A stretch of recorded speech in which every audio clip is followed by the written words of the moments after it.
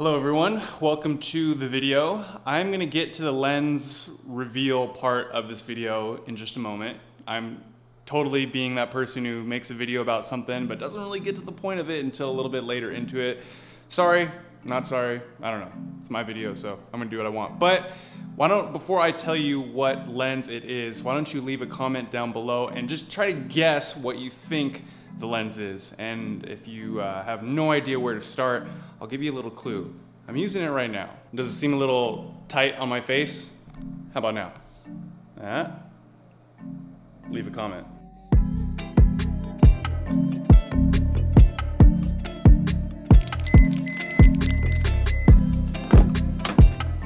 All right, so we just pulled up to Costco right now and it is 9:40, 20 minutes before the store is even supposed to open, and there is a massive line outside. Probably 100 people are already waiting to get inside. So this is pretty crazy. This is the first time since the whole, quarantine, social distancing thing has happened that I've even been to a store or a grocery store or anything for that matter. So I'm very interested to see what it's like on the inside, and I'm gonna try and sneak this camera in to show you what it's like.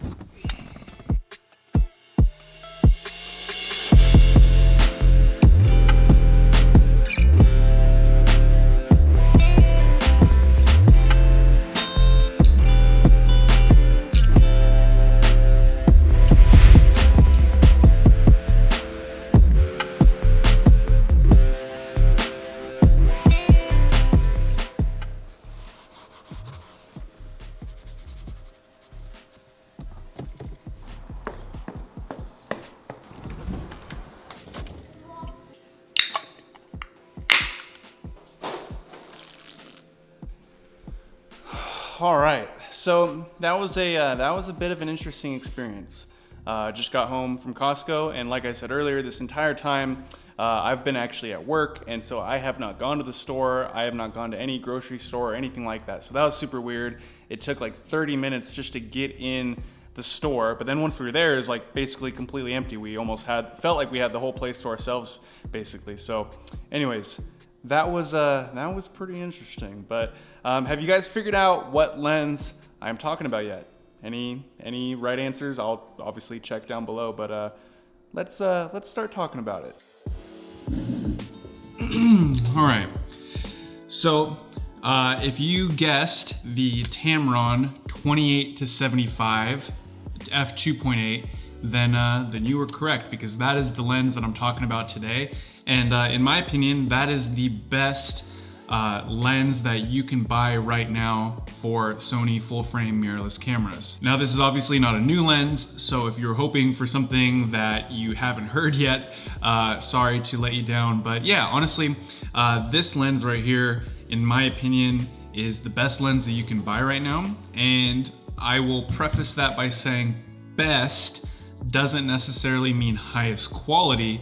Best to me means a lot of different things between, price point, the actual quality of it, the performance of the lens, and, just what are you getting for your investment of paying for it. So yeah, let's talk about it for a little bit. Now, this lens has been basically my go-to lens for Sony really for well over the last year or so. We just recently bought our own not too long ago, but prior to that, I was working at a job where I was provided this lens to use, and that's what I use honestly on the majority of every single shot, every shoot that I did. At first, we had bought the 24-70 f2.8 G Master, which is kind of the Sony flagship zoom lens, if you will.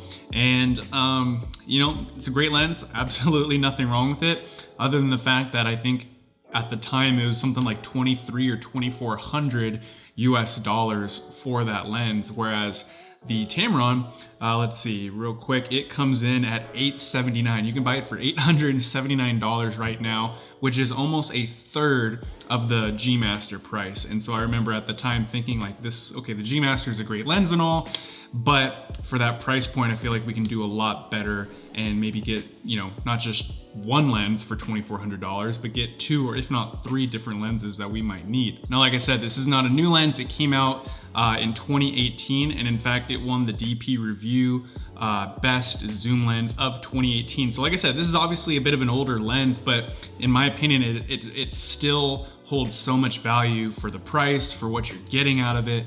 I love this lens, and obviously, you know, the first part of this video I was like vlogging with it, which you would never think of a 28mm focal distance as vlogging, but I was able to make it work. I mean, it was a little bit tighter than probably what you would prefer, but the reason I bring that up is just to say, man, the versatility of this lens is so unique because yes, technically, in my opinion, it is wide enough to vlog with if that's something that you do, you know, and the difference between 28mm and 24mm is not that big of a difference in my opinion. And I think the biggest reason Tamron went with 28mm as the shortest focal distance is because, I mean, just look at the size of this thing. I don't know, you know, how easy it is to tell over the camera right here, but it's honestly, it's very small. It's very lightweight, which if you're shooting on a mirror, you know, a Sony mirrorless camera, it's always been kind of awkward when you have this pretty small camera body, but then you throw a massive, really heavy lens on it. And for the most part, that's what it's been for, you know, really up until the last year or so. And I think Tamron's really onto something with these smaller, lightweight lenses. Hey Nike, do you want to go outside? Do you want to go to the park? You want to go? Let's go. Wait, hey, wait. Stay, hey, stay.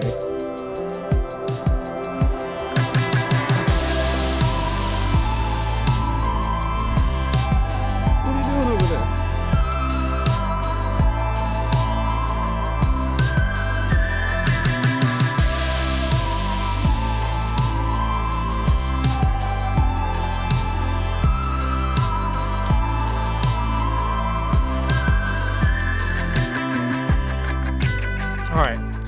Now, let me tell you, probably my most favorite thing about this lens and the biggest reason that I use it over every other lens that we have is the minimum focusing distance. Now, it's not quite, oh yeah. Now, it's not quite technically a macro lens, but you can get super, super close to any subject basically and still be in focus, which in a lot of ways replaces the necessity to have a macro lens. All right, and the reason that's so important is because say you're a wedding photographer or videographer, then you know during weddings you have to get close-ups of the rings, of a lot of different details, and man, having a lens that can get really, really close on your focus is so, so valuable. And for me, in a lot of situations, when it comes to like product photography or videos, I don't have a macro lens, and macro lenses, if you want a nice one, get really, really expensive. And so I love the fact that I can use the Tamron and still get really, really close details on, say, you know, if I'm shooting a video for like a sofa, you know, and I want to get the stitching all in there, or if I'm doing a video about coffee or anything like that where it's super important to show the details.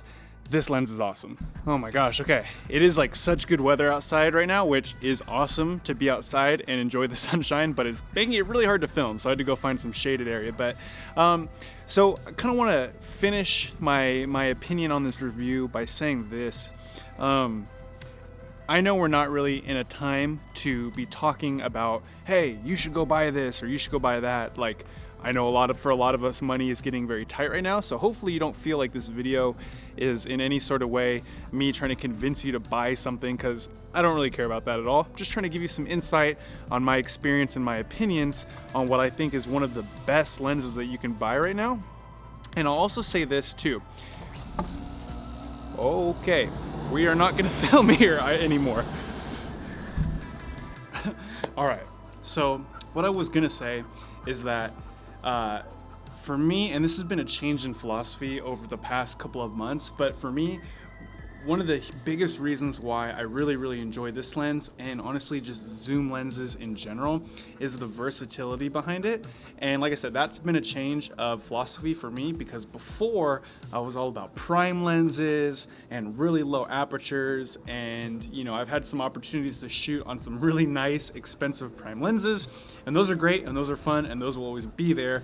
But I think for people who are A, on a budget, and B, just don't want to be weighed down with so many different lenses and gear options and all of that, I think zoom lenses are so helpful and so key, and just play so many different roles that you might need. I mean, for me, I would feel confident, and I do feel confident, taking just one lens, just this lens, if I had to go on a professional shoot or even go to a wedding. Yeah, I'm going to be giving up some things that I would be able to get on a prime lens, like the low light abilities, but for the most part, I can feel confident taking this lens with me on just about any job that I need to go to, and I'll be fine. Of course, now I'm done filming out here, and what do you know? Perfectly cloudy and perfect conditions for filming something. Just how it goes.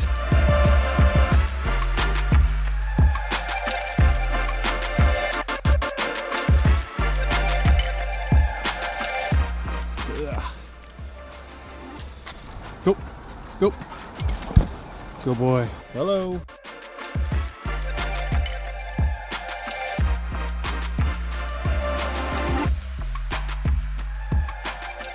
Okay, so I wanted to get back on the subject of the minimum focusing distance just for a moment, because I realized I didn't really show you any good examples. I think I had one clip in there of you know, showing you exactly how close you can get to focusing with this lens. So let me show you some examples real quick.